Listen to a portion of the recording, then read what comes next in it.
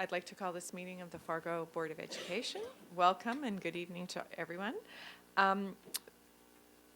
Before we approve the agenda, there's been a request to move our executive session up earlier.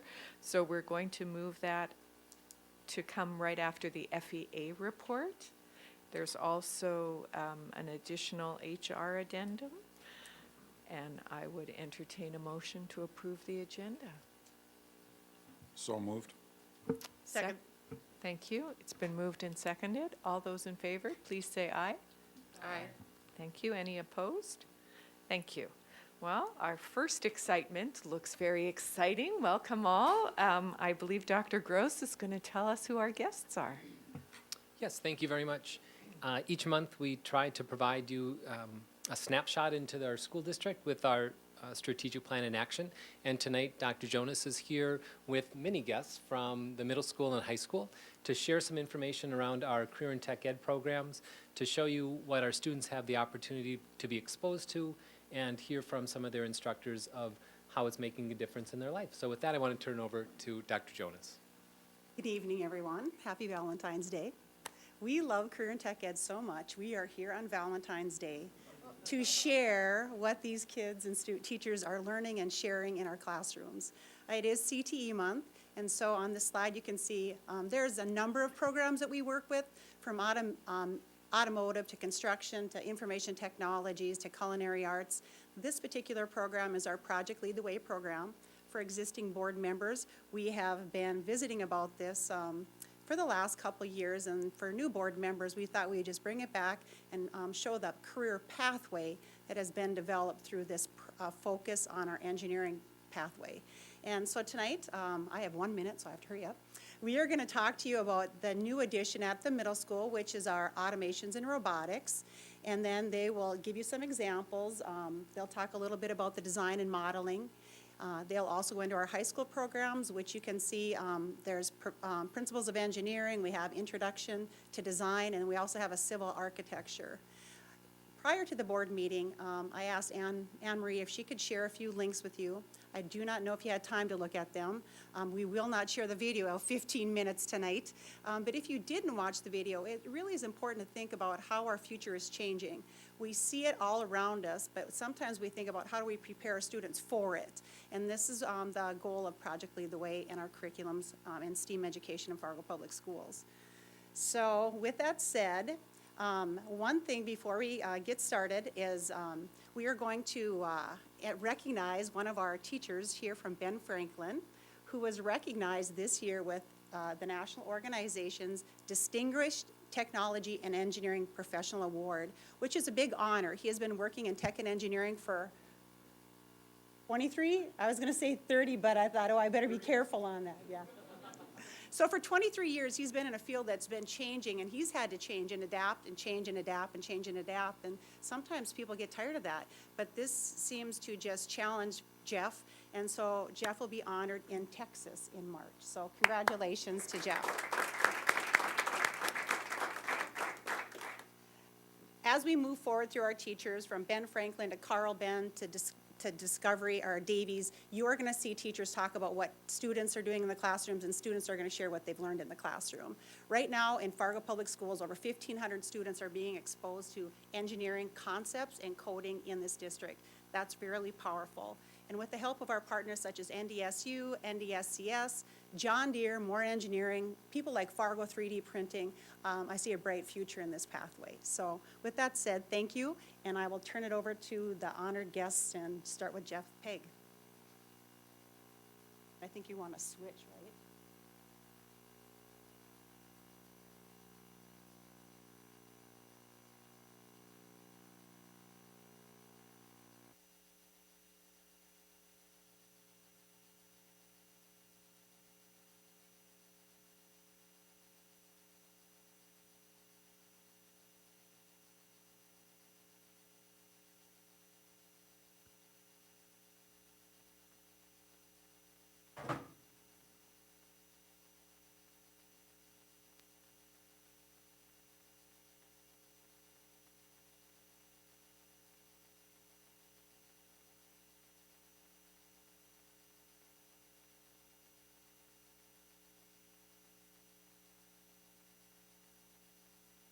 Sorry about the, can't spell my password. Okay, on the screen here is a copy of our coding. We started off, I was the first one to do the A&R for Ben Franklin. So we have a test bed. They're going to talk about the gears a little bit later about this. Here's the test bed and the coding that we have to do. And as we do this, we'll kind of run down what the kids have to do to show what they have to, or have to perform for us to do this. This is one of the last programs they have to do. It's an if-else statement. So the parameter statement tells what the parts of the test bed, here's the test bed up front here, and it shows all the parts that they have. Then they have, talks about the project title, kind of gives a general task so they have an idea what's happening. Then they write a pseudocode, so it's a practice code of what is going to happen. And then it gets into the blue where it's the whole code that works. And then afterwards, we have the double slashes, and on the line, it tells what that line is supposed to do. And as it is, these are what we do in the middle school are very short codes. Mr. Hall, when he gets into the high school, he's doing 50, 100, 150 lines of code. And if you have an X that's wrong at one of the codes, then try to figure out what's wrong with it. This information to the right will help the kids understand what is wrong with their code if they've done it, if they put that information in. Questions?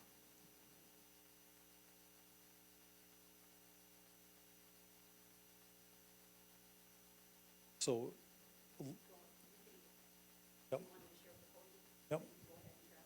Okay, Alexis, you're gonna.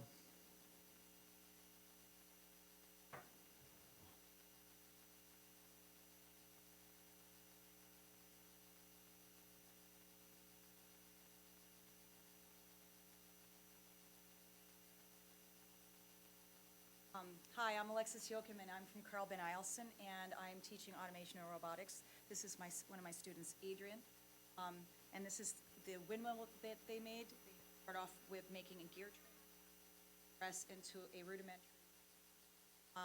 and Adrian is. So for our windmill, we used a chain drive for the input, and then kind of worked our way up with the 18-inch shaft onto a bevel gear, which would spin and turn the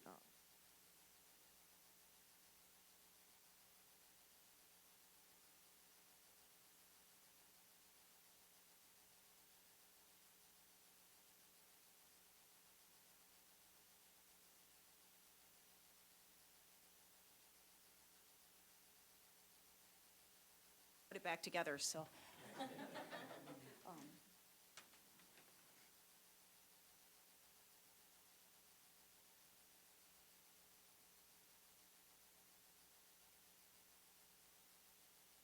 For our windmill, we used a simple gear train with an idler in the middle, which basically is 3 gears. And then we used a shaft and a bevel gear to make the 90-degree turn. And that's what turns the windmill, the input and the output.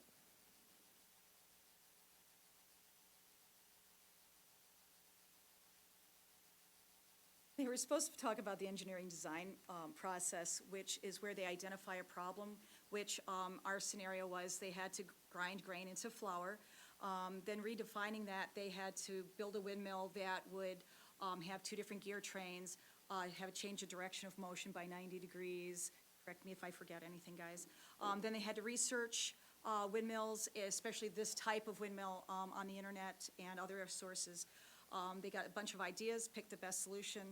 Then they had to draw out what they were going to make, which was the hardest part. They wanted to make it first and then draw it, and that's backwards.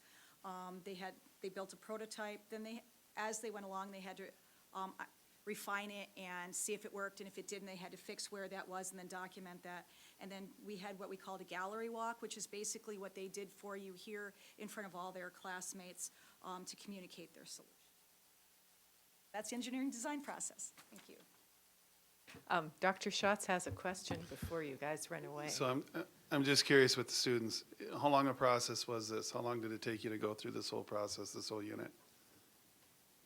We worked pretty fast, and it took us about about like a week, and then the design took us about 3 days. So was it the two of you working together on this particular one?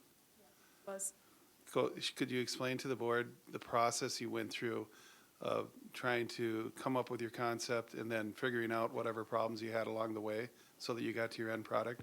How did you both work together? I just want them to hear how you collaborated. well, when we did our research, we used 2 different computers to find different ideas, and then we came together with the ideas that we found, and we decided which one we think would work the best. And then for the problems that we had, basically it was just stuff where we talked about what the problem was and what the best way would be to fix it. And so, going through an experience like this, what did you think? Did you like doing this kind of exercise? And what did you learn from it? And how do you think that'll apply moving forward as you move on to high school and look at what you want to do in the world? It was very fun, and we learned how to cooperate better together with our class. And how do you think this will carry over into what you plan on doing when you go to high school and those types of things, or even in the future? It could help us later when we're working on team projects or we're at work. And I know Project Lead the Way and these types of engineering types of experiences are something we've been doing the last couple of years in our middle schools. Do you like the fact that that's been added?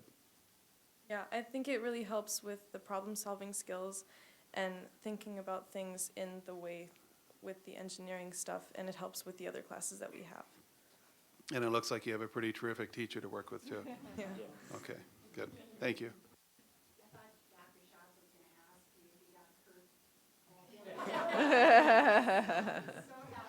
We covered that early on. It was a hockey injury.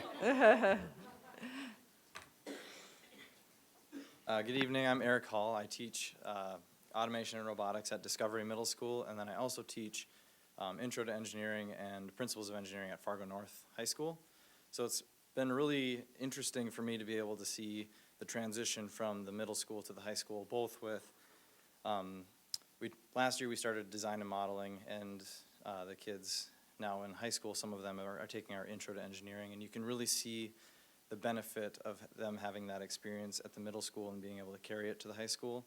And I'm really excited to see how that changes next year when we have now automation and robotics moving those students to the high school as well. But I just think that it's been a really beneficial transition, like I said, and you can see the connections where we lay kind of the foundation of this process with automation and robotics of gear systems and how gears work together, and then the basics of programming. And you could see the test bed that Jeff showed and the gear system that Alexis and her students showed. And then we'll compare that to what Ty is going to show us for their test bed that they practice with and they add on. It's just a really smooth transition. I think it's really good. And I also have to say that a lot of the students, I had conferences last night, and one student came in with her mom, and they said they can't stop talking about it, and that, some of them I think are really nervous to take this class because it is so different, and there's that problem-solving aspect, and they don't know what to expect. But in this situation, and I know in others as well, you can see the confidence start to grow. And they said, now this is super fun, and I'm actually even kind of good at it, and I think they surprise themselves and challenge themselves, and it's just really interesting to see them grow with this class by being able to apply everything that we're trying to get them to learn how to do. So with that, we'll transition from the middle school to the high school, and I'll let Ty take over for there. So thank you. Hello, I'm Ty Miller. I teach the Intro to Engineering class and the Principles of Engineering class at Davies. And I brought with a couple of students with me to talk about what we're currently working on, which is really aligns with the automation and robotics class for the junior high. And I would echo greatly what Eric has talked about having that alignment from the middle school to the high school. And I'm really excited to see in the future students coming in with more prior knowledge and being able to take this even farther. So I brought with this is Amy Crawford and Lane Bowman. They're both students in my Principles of Engineering class, and they're going to talk about the test bed, and then we actually take it another step farther where they build a automated machine and they have a automated guided vehicle.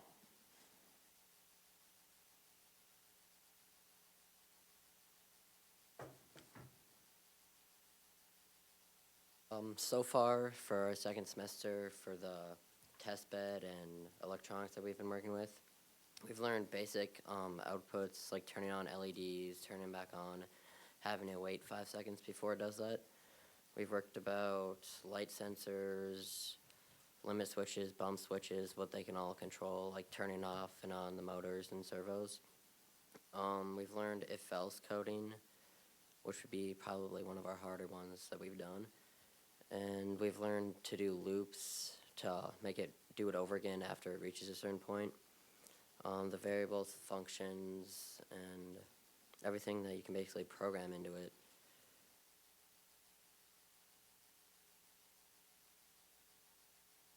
So this is our car that we made using all those types of like elements to put into this, and I'm gonna put it on the floor and show you what it does.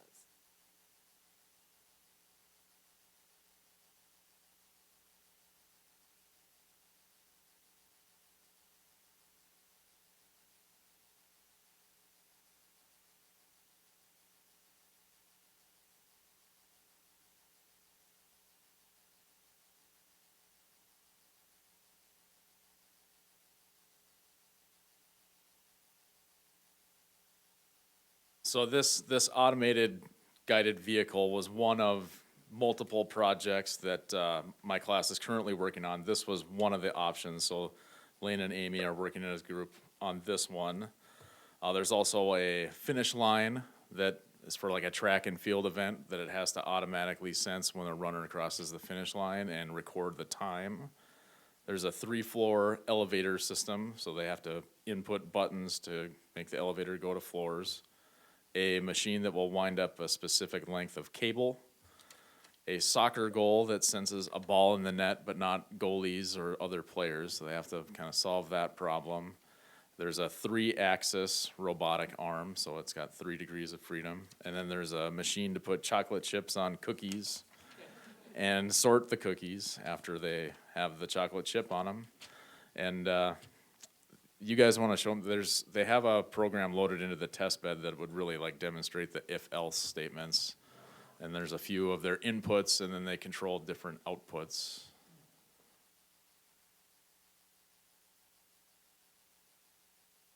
Okay, so this is a test bed that we programmed, and so the first thing is that there is a limit switch right here, and if I press it, it should move the servo. And then if it's not being pressed, it goes back to normal. And then there's a light sensor here, and if I press it, it should go the other direction and go back. And then the bump switch right here, it should turn on this motor. No worries.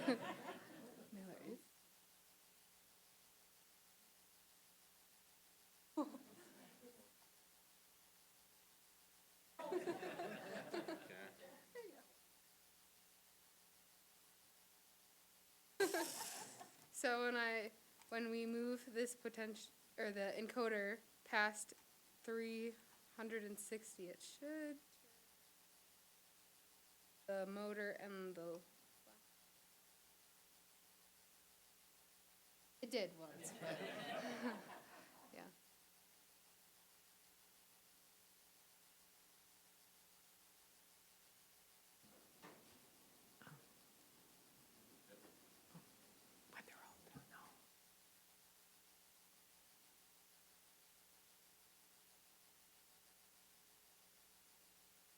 Hello, my name is Ryan Pierce. I teach Intro to Engineering Design and Civil Engineering and Architecture at Davies. I apologize for the voice, I'm getting over a cold here and stuff, so.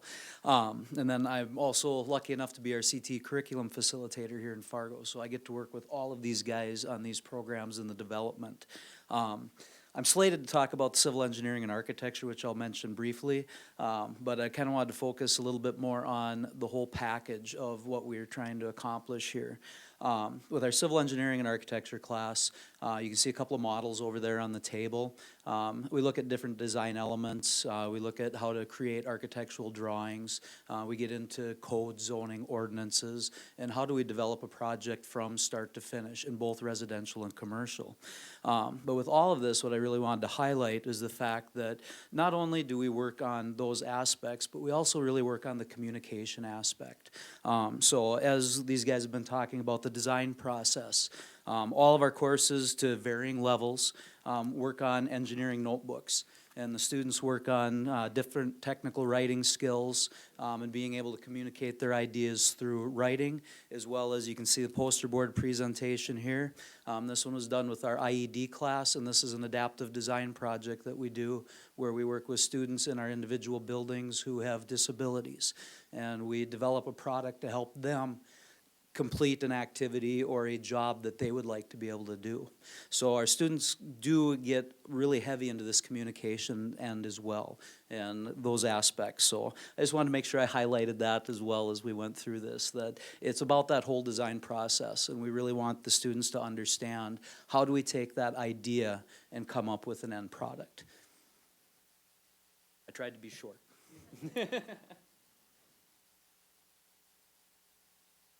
Thank you, and I want to give a shout out, first of all, to all the students that came out tonight and their parents for bringing them. And from the side of the director, as you can see, we have a great group of teachers here working with these kids, taking the risk to learn a new curriculum and implement it.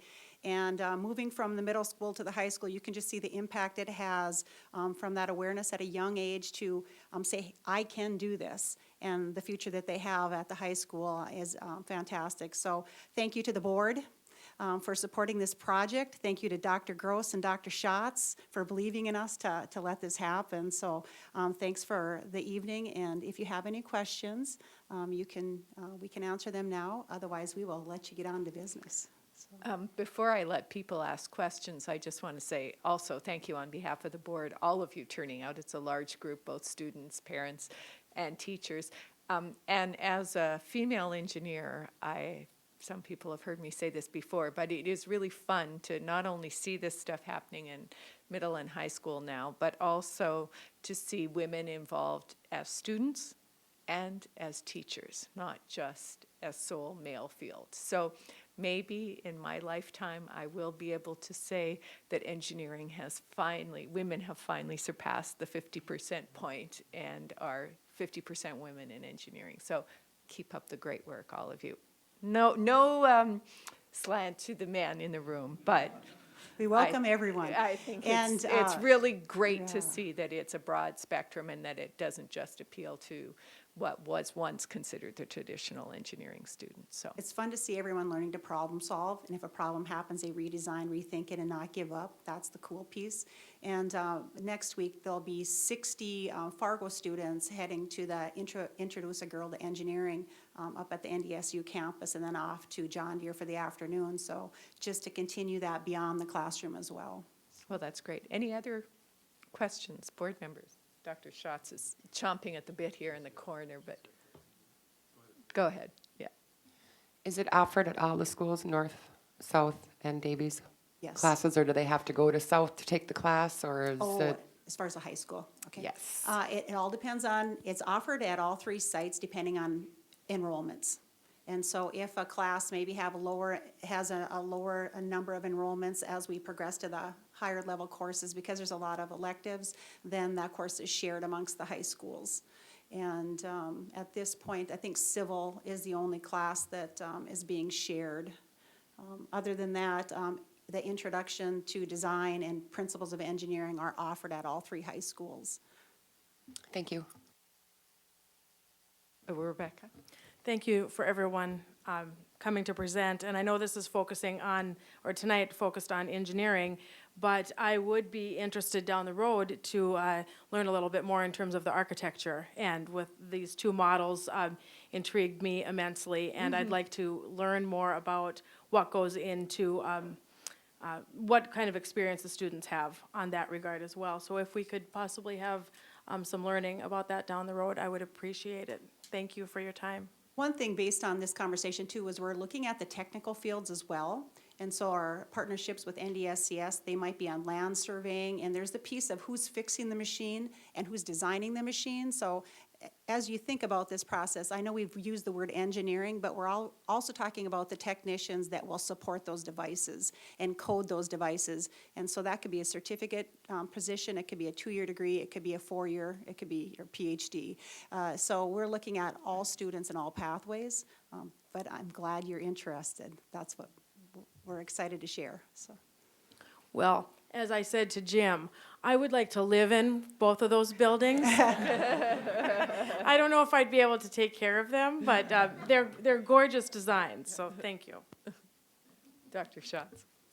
I just had a few follow-up comments. The one big overarching organization that we work a lot with is the Economic Development Corporation. And so I just wanted to mention them because of their partnership with us and the things that we do, working with Denise, Jodelle, Bob, the Teaching and Learning Department, the collaboration we have with Moorhead and West Fargo. They really have become a conduit for connectedness with different businesses and manufacturers and all the different organizations. And so we work quite a bit with them. Having said that, we're currently working on a pretty exciting new partnership for the school district. And I can't tell you who that is yet because it's still in the play, but that is a direct result of the relationship with the EDC. And so hopefully by next week we can announce what that is, but it's significant and it's in the area of engineering. And so it will continue to further support the work that everybody's doing in the classroom, plus even some of the club activities that we have going on. So I'm pretty excited about that. And then just my last comment, thanking the students and the teachers that are here. But we put Denise into this position, it was 3 years ago, if you remember, when we went with the collaboration with Denise overseeing the consortium that we have. And we just continue to see such great growth and such professionalism with the growth of this whole program. And Project Lead the Way, making that happen, I think was really a big deal for us as a district. So thank you, Denise, for all your hard work and collaborating with all these folks and making it happen. And then, of course, Ryan was a teacher that I got to know when I put Davies together, and he came with us to Davies, and he's doing an outstanding job as a facilitator. So to all of you, thank you for your leadership. This is such an important piece to what we're doing in our educational programming, and it's so much needed within our communities, and we hear it all the time. So we're meeting those needs, and we're hearing the call, and you see now we have students actually engaging in it. So it's pretty impressive. So thank you very much. Yeah. Thank you. We have one more question from Brandy. Also, too, are you guys going to expand a little bit on like the automotive side? You know, I know it's a huge must set. I mean, it's pretty high demand right now, along with the engineering. Are you guys planning on, or is the automotive part offered? It is offered, and just because it's a high cost, you know, the lab for an automotive program is a big expenditure. So South High is the hub. And in working with Cass County Career and Technical Education Center, we are taking all of this and we think about it at the same time. So, for example, this year we had some students from West Fargo that want to participate in the automotive program. So they're open to come to South High just as well as the North and Davies students. So thinking about this is the FM area and how do we work efficiently with some of these high cost positions. And, you know, finding a highly qualified instructor for automotive is also a challenge. So that makes it an interesting design, you know, just an interesting approach. But last year we grew from 1.6 to 1.8 as far as interest in the automotive field. Plus there is a diesel field over in lab in Cheyenne High School that some Davies and North and South students are traveling to Cheyenne High School to take diesel. So in both arenas, and then at West Fargo High School, there is a rec engines program. So if a student wanted to be in small sports and boats and that type of programming, they would have access to that too. So working together, we're able to provide greater opportunities for our students. Thank you. I could probably talk all day. I'll let you guys get to business. Thanks. Thank you very much. Thank you so much to everybody for coming out, and feel free to leave and you don't have to stay and watch the rest of the program. Nobody signed up on the audience sign-up sheet, so we will move on to David, FEA staff reports.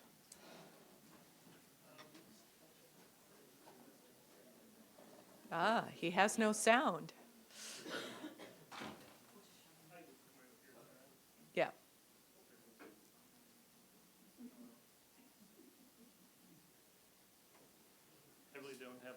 say. So we've just been working on negotiations, so most of our time. The last couple months have been negotiations and calendar committee and working with UNICEF directors on the House bills and everything else, looking at those, and where our exec board will be doing some calling next Tuesday. So most of our board will be coming in on Tuesday to do the calling in those couple hours. So that's been our last few weeks. Thank you very much. So as we discussed earlier in the meeting, we are going to change the order and now do our executive session for the purpose of negotiations. So I forget. Anna? I'm out of, Jim? I'd like to make a motion that we go into executive session for discussion on negotiation strategy under North Dakota Century Code 44-04-19.1. Is there a second? Second. Thank you. It's been moved and seconded. All those in favor? Aye. Any opposed? Thank you. We'll just take a couple of minutes for those who are not staying to excuse themselves and for Anne Marie.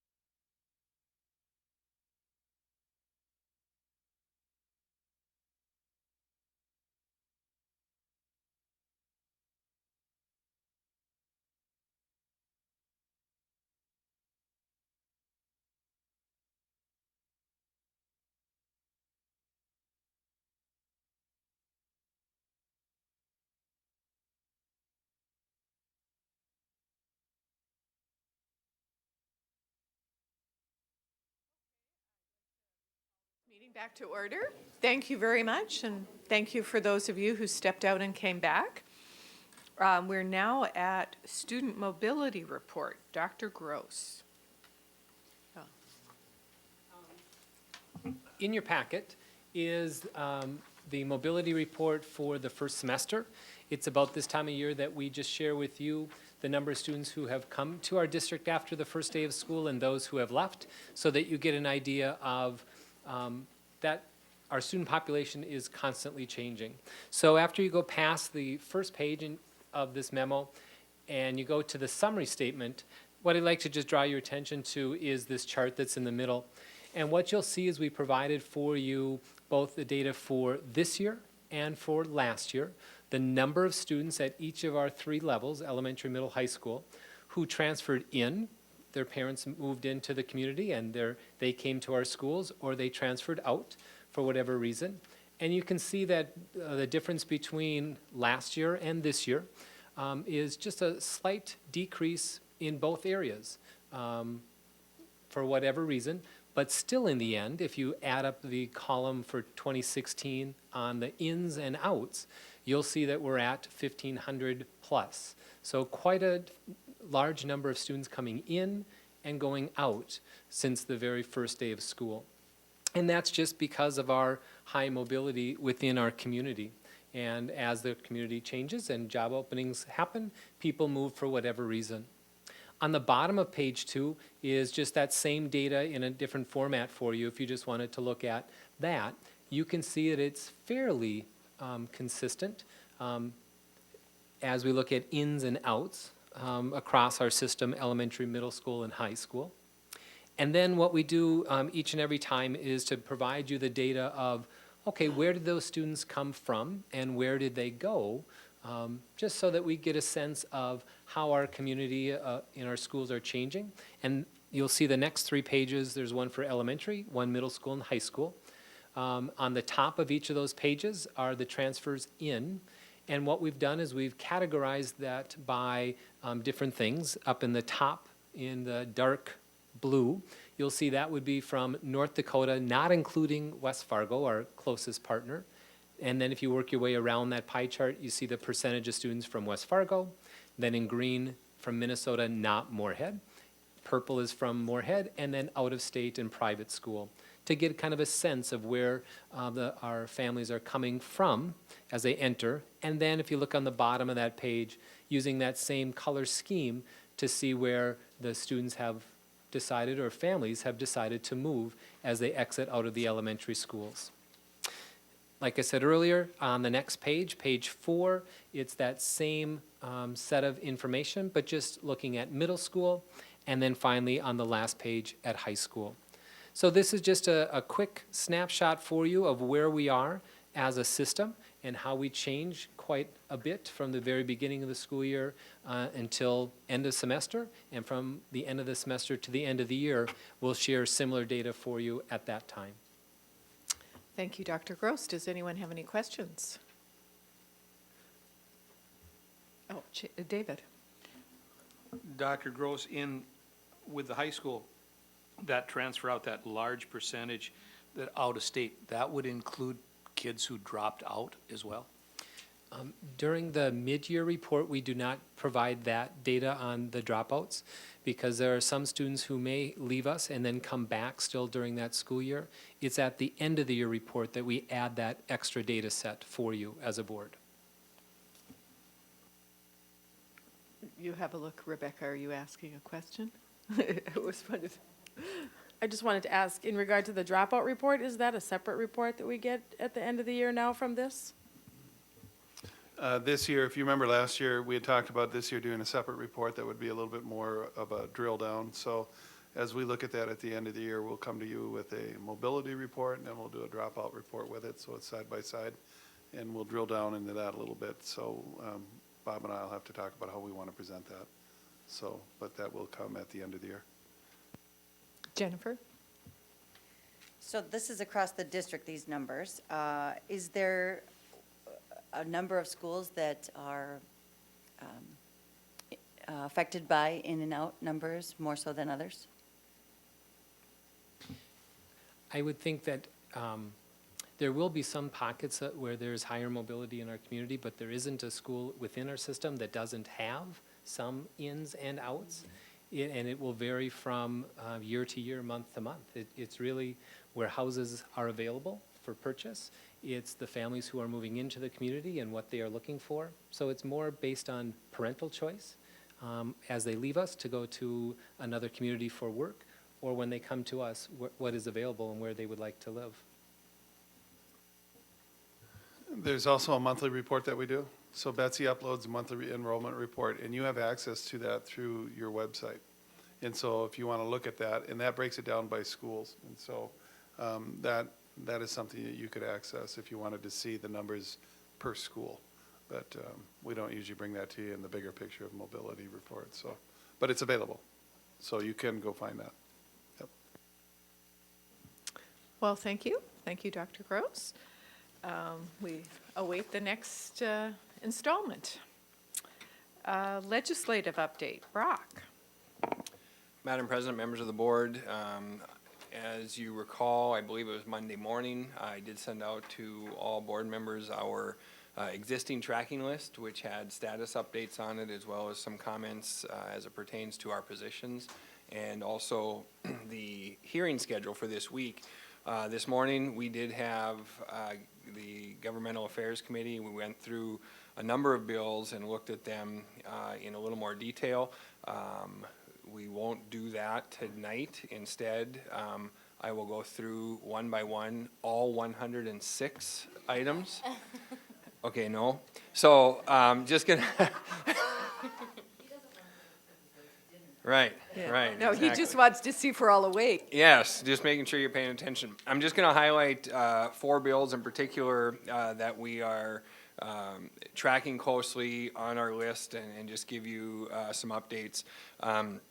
First one I'll talk to you about is 1168. 1168 is the bill that we've talked about before that would restrict compensation to employees of political subdivisions for traveling to the legislature for the purposes of testifying. Also would eliminate the ability to get reimbursed for those travel expenses. That was to be on the House floor today.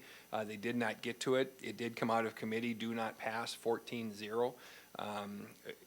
But as I said, they did not get to it on the House floor today. I think this morning we thought that they would, but they didn't, so we'll just keep you posted on that. We as a district oppose that bill, of course, because we feel that we should be, have the ability to go out and represent our organization. The next bill that I would visit with you about is this year's version of the Guns in School Bill, 1310. 1310 has somewhat had a committee hearing. There's been a subcommittee put together to really take a look at, I believe there are 7 weapons bills in the legislature this year. And there's been a subcommittee of the committee that's hearing those that is really trying to look at all of them collectively and consider what to do with them. And so we'll keep you posted on 1310.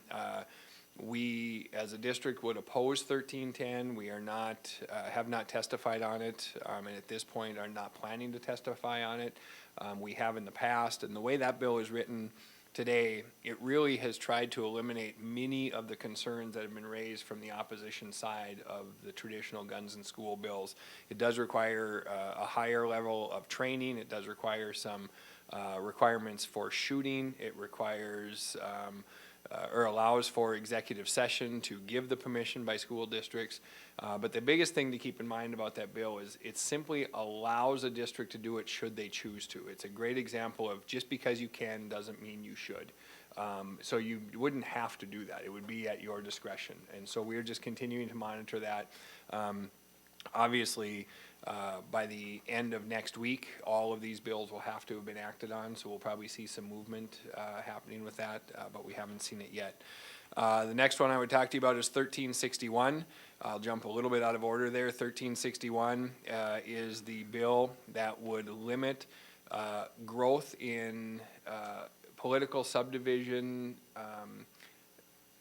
property tax collections by 3% a year, absent a vote, a majority vote of your public.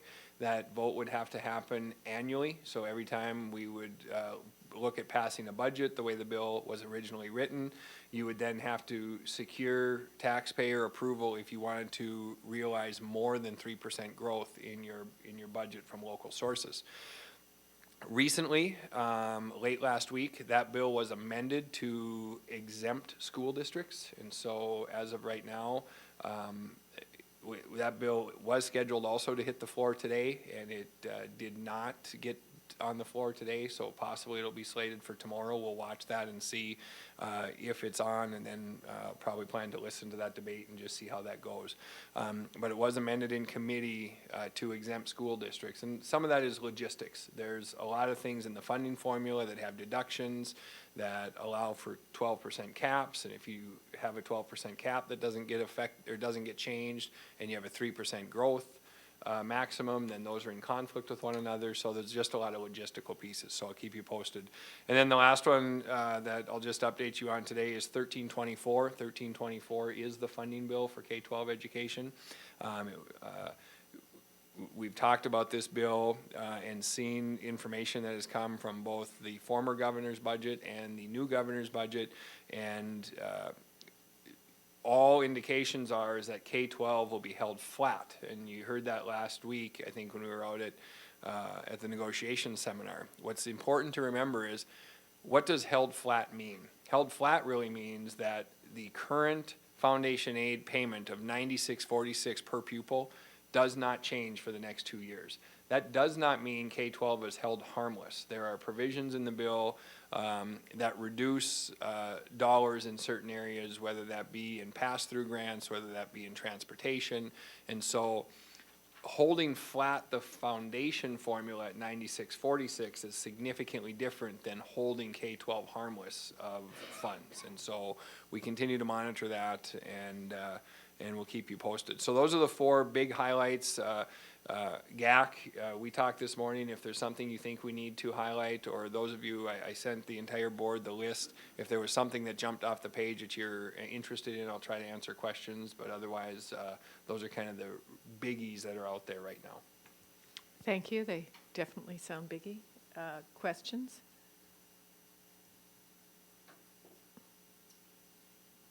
Okay. Thank you very much. I assume you'll keep us updated with good news as it comes in. I will do my best. Thank you. Now we are at our consent agenda. I would entertain a motion. I move adoption of the consent agenda with the addition of the HR addendum. Is there a second? Second. Been moved and seconded. All those in favor, please say aye. Aye. Any opposed? Thank you. Motion passes. I've asked Dr. Schatz to say a couple of words to you about the principal retirements, because as you probably noticed, we have 3 this year. So take it away, Dr. Schatz. Okay, well, we have 3 elementary principals who are retiring. We have Jerry over at Kennedy, we have Kim over at Horseman Roosevelt, and we have Dana now at Washington, and we're anticipating no others. And so what we've done is we have done already a process internally asking any existing administrator if they are interested in a transfer to let us know. And so we've completed that process. We will be, as of tomorrow, posting for these openings, all 3, to the outside world, if you will, and everywhere else that we post. We want to get ahead of the game. There's been 2 retirements in Grand Forks, 1 in West Fargo. Finding really highly qualified principals today is not easy, and we typically don't get a whole lot of apps. And so we are trying to get ahead of the game. The goal would be to get into the middle of March and actually have interviews, and then hopefully by the end of March, be able to name replacements for all 3 so that we can have that transition go on. So that's the process we're going to engage in right now, and we'll keep you updated as to where we're at in that process as we move. So all 3, when you look at the 3 that are leaving us, the institutional knowledge and just years of experience is pretty tremendous. They've been great leaders for us. Jerry coming late in his career, but really giving us good years at Kennedy. Of course, Kim and Dana. Dana coming from Jamestown originally, spending many years. You know that Dana's father was also an administrator in the district for many years. So there's ties back to the Fargo Public Schools. So for Dana, it was a very heartfelt announcement. And then Kim, of course, at Horseman. I first met Kim when we were high school colleagues, principals, before he went back into the Fargo Public Schools. He was the principal at Shanley, actually, way back when. People probably don't realize that. And then came back into the elementary ranks and has spent all these years at Horseman. So great service by all three, and they'll be missed and hard to replace, but we'll do our best. So that's where we're at. Thank you. Any questions for Dr. Schatzon? Thank you very much. Well, we wish you good luck with that. Business section, policy monitoring. We have 2 policies, and I just wanted to say that there were a lot of questions, comments on both of these that would, for some board members, are certainly new information, but rather than spend a lot of time discussing all of the answers to these questions, Dr. Schatz has prepared some comments that help explain those things, and we're going to hand those out to each of you. But in the meantime, I would take a motion regarding these so that we can discuss. Jim? I move that we accept EL 12 and EL 13 as presented in our packet. Is there a second? Second. Thank you. There are also some items that have been listed for potential governance about language and so on, which I will mention to Linda, and Anne Marie will forward to governance for discussion. But is there any other discussion or comment regarding these policies? Okay, well, in that case, Anne Marie, I believe we need a roll call vote. Paulson? Yes. Rodenbiker? Yes. Ulrich? Yes. Ani? Yes. Benson? Yes. Johnson? Yes. Knudsen? Yes. Goldenberg? Yes. The explanation, thank you, Dr. Schatz, Dr. Gross, for preparing that. You can all read at your leisure, and if you have any additional questions, if you want to direct them to Dr. Gross, he'll be more than happy to answer them. Board reports. Okay, so the first thing I'm asked to do here is you all received an email from Anne Marie this week telling you about the superintendent evaluation and the dates and what needs to be done to return that. But I am also giving you a hard copy of the information. So if you prefer to do it in this format versus on a computer, you have that. And now we will do committee liaison and correspondence reports, and we'll start with Jim, please. Thank you, Dinah. Planning met last week. Primary purpose was to really dig into what we currently are forecasting for our budgeted revenues for next year, recognizing that we do have a mill levy vote, but absent it passing, we know exactly where we're at on the local end. Looking forward at the legislative side of things, although we certainly don't know where it's going to end, we know at least what their beginning point was. So I had asked Brock to put together revenue forecasts based upon what is known today and what could occur if we get a positive vote at the March 7th. We then compared that revenue growth potential or lack thereof, depending upon which of the scenarios we looked at, to what the embedded costs of salaries are in our district, not just teacher salaries, but all salaries of all of our employees, really to get a handle from a planning committee perspective on what is the latitude we have in terms of potential salary increases for the next 2 years, in anticipation of needing to have that information available for the negotiating team, but also having it available for Dr. Schatz as he and his staff work through the rest of our staff who don't go through the negotiation process. So that's what we did at planning, and obviously as the legislature and our March vote comes to fruition, we'll know which of those two sets of data to really build the future budget off of. We also looked briefly at some things going on internally with building fund and the building authority lease payments to just get a determination of what latitude we have there in terms of satisfying the existing debt structure.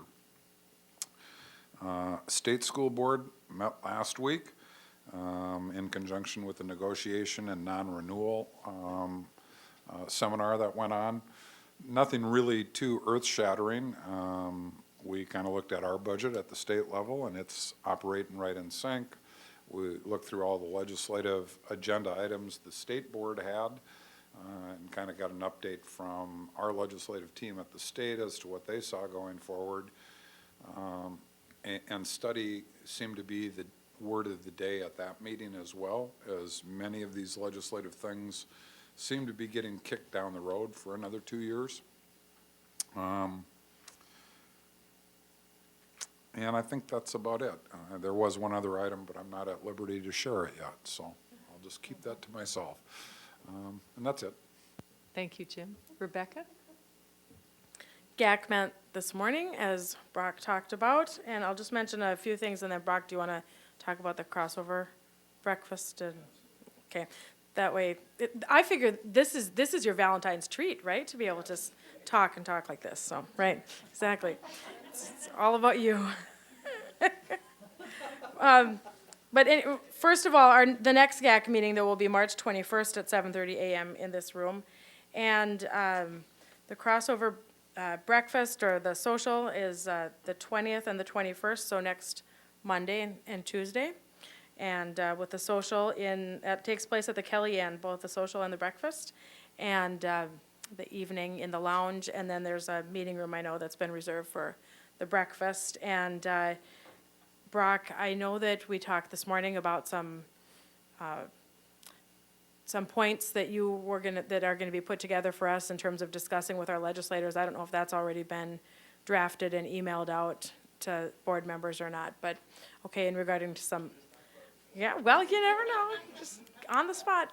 But in regard to some of the bills that we're tracking, and then also some points in regard to the mill levy vote. So if we're discussing with not only our liaisons, but if we decide to spend or whoever decides to spend extra time up in the legislature, perhaps after we're done with our breakfast that day, if you're talking to whether they're your liaisons or anyone else that you come in contact with, to give a little bit more information in regard to where we're standing on our issues.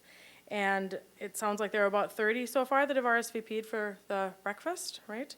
And I will turn it over to you. Yeah. Late today, you got an email from Joe Lynn showing you who had RSVP'd, who said yes, who said no, and who has not responded.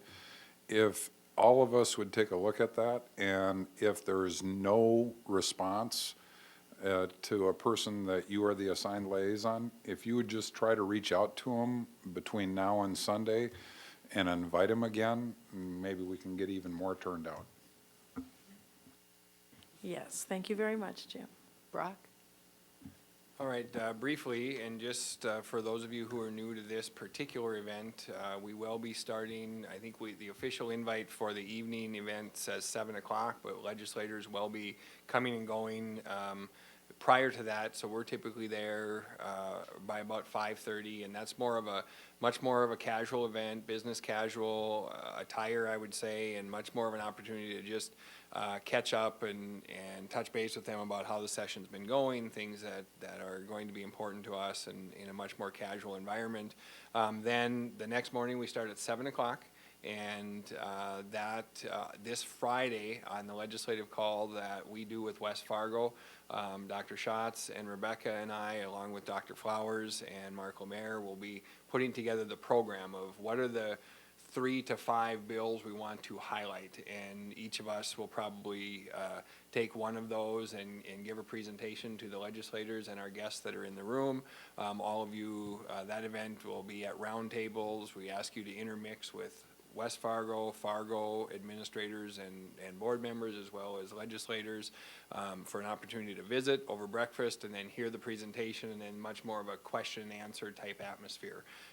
As I said, typically the administrators have led a topic or a bill and then have had conversations. The chair of the GAC committee and or the president have typically introduced and kicked off the breakfast, and so we'll work through all those logistics. But just for your time frame, that'll start at 7, and we try to get out of there by 9 o'clock, because typically committee meetings start at 9 o'clock at the Capitol, so the legislators will want to get back to their committees.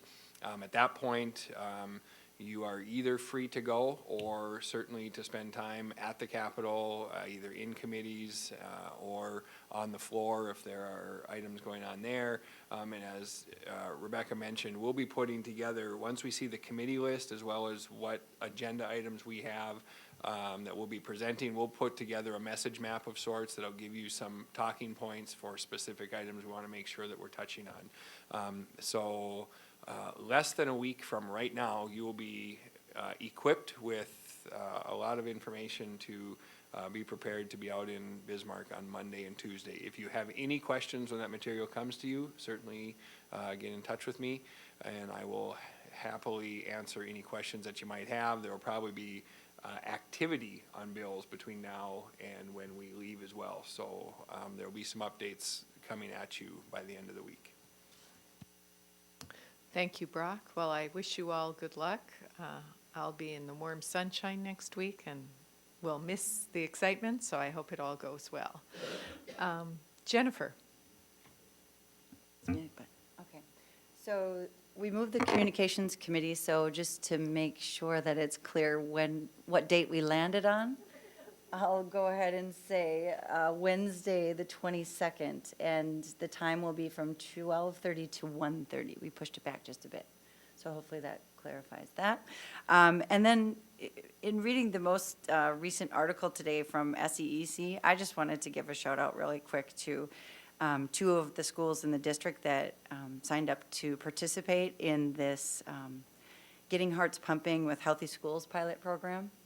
And as you know, that's something that I think is incredibly important. And so when I saw 2 of our schools out of the 11 across the state on here, I just thought it was an opportunity to say, congrats, it's Bennett and CBE. That's it. Rebecca? Could I just mention a couple things first?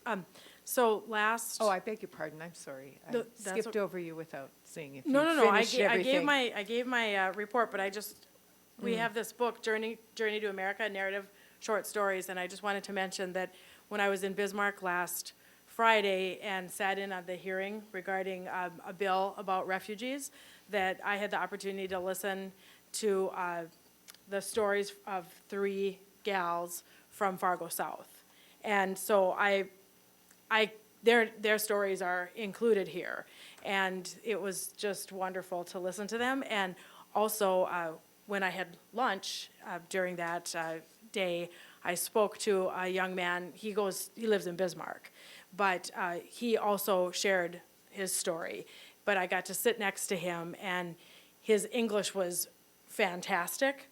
And I asked him how long he had, well, first of all, I think he told me he had been in Bismarck for, like 3 or 4 months. And I said, well, were you anywhere before you came to Bismarck? And he said, well, the plane stopped in Chicago and then dropped, then we came to Bismarck. And I said, how long have you been practicing your English? And he said, I think like 90 days. He said, you'll probably be irritated with me because it's been about 90 days. And he just fabulous. And I just wanted to give accolades to the students from Fargo South. And I know we have Davie students in this book as well. But we are proud of them. And it was so fun to see them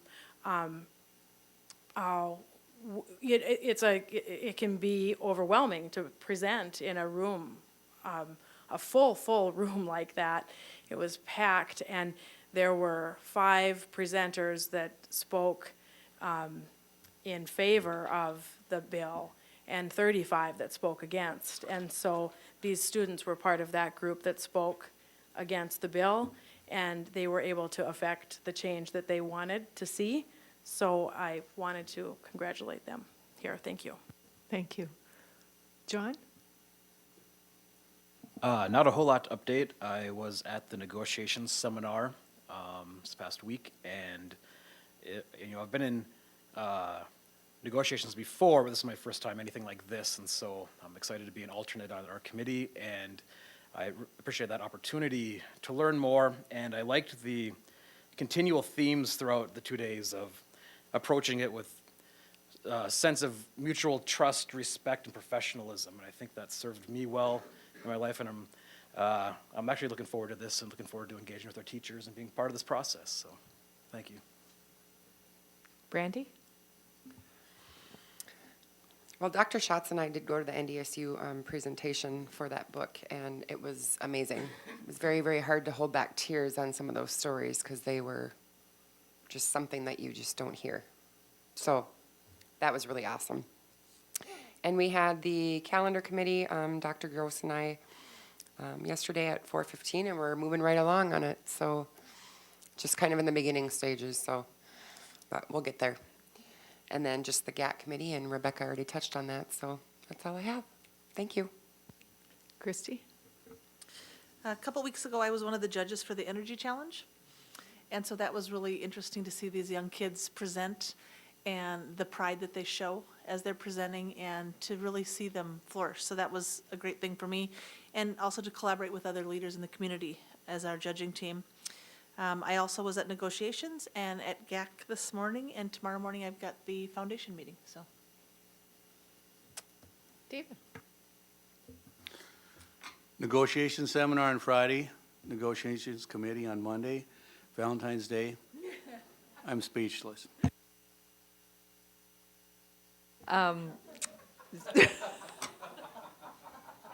Okay, so I was also at the Energy Challenge with Christy. We were in different groups, and the kids, I really love the idea when the kids have a concept and understanding of what the challenge is, because they can come up with ideas that even though they can't comprehend the financial implications of a $700 million energy bill for their school, they understand that it's too high, just so that you know, in the planning of the future budgets. I also attend, I attended the luncheon for where Dr. Schatz received his award, and Peter and Wendy at CBE, which is one of my liaison schools. I am now going to hand out the president's report, courtesy of Linda. Please note that there are a couple of new dates on here and a couple of things highlighted in yellow that Anne Marie would like your response to if you haven't already given it. And I neglected earlier to ask the rest of the staff if you had any additional reports or comments, so I'll do that now. Brock or Brittany, Dr. Gross, Dr. Schatz, Anne Marie? The only thing I'd say is please review that listing of dates, because like Dinah said, there's some new things on there, so just make sure it reflects your calendar. Dinah and Dr. Schatz and Brock and I were at the Chamber Eggs and Issues. Oh, yes. And then, as a result of attending the negotiation seminar, we were all there. So in just a few days, we were all able to hear, at least the four of us, the information on the state budget. 2 presentations, 2 individuals from the same office, I believe, right? Mm-hmm. And I believe the information is consistent. That's always a good sign when they give you the same information. If there's nothing else for the good of the order, our next meeting is February 28th. Thank you for putting up with me in the chair, and meeting adjourned. Have a nice evening with you.